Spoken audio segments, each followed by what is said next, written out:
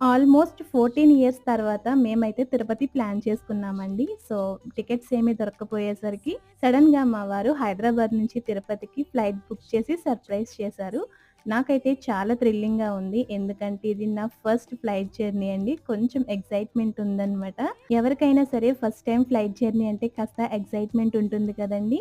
So, నేను కూడా ఆ ఎక్సైట్‌మెంట్‌లోనే మా ఫ్లైట్ ఎప్పుడొస్తుందా అని వెయిట్ చేస్తూ ఉన్నాను. సో, మొత్తానికైతే మాకు ఫ్లైట్ వచ్చేసింది. ఫ్లైట్ ఎక్కేసిన తర్వాత ఎవరి ప్లేస్‌లో వాళ్ళు సెటిల్ అయిపోయామండి. సో, తర్వాత ఫ్లైట్ రన్‌వే మీద వెళ్తూ ఉన్నంత సేపు కూడా అరే! ఇంకెంతసేపు ఎళ్తది? ఎప్పుడు ఎగురుతుందా? అని వెయిట్ చేస్తూ ఉన్నానండి. సడెన్‌గా అలా పైకెళ్తూ ఉంటే అసలు ఆ ఎక్సైట్‌మెంట్, ఆ థ్రిల్లు అసలు సూపరండి బాబు! పైనుంచి వ్యూ అయితే చాలా చాలా బావుంది. ఫ్లైట్ ల్యాండ్ అయ్యేటప్పుడు కూడా చాలా థ్రిల్ అనిపించిందండి. సో, మొత్తం ఇది నా ఫ్లైట్ జర్నీ. చాలా థ్రిల్లింగ్‌గా ఫస్ట్ టైమ్ ఎక్సైట్‌మెంట్‌తో జరిగింది. జర్నీ ఎంజాయ్ చేస్తూ ఫైనల్‌గా తిరుపతి రీచ్ అయిపోయాం.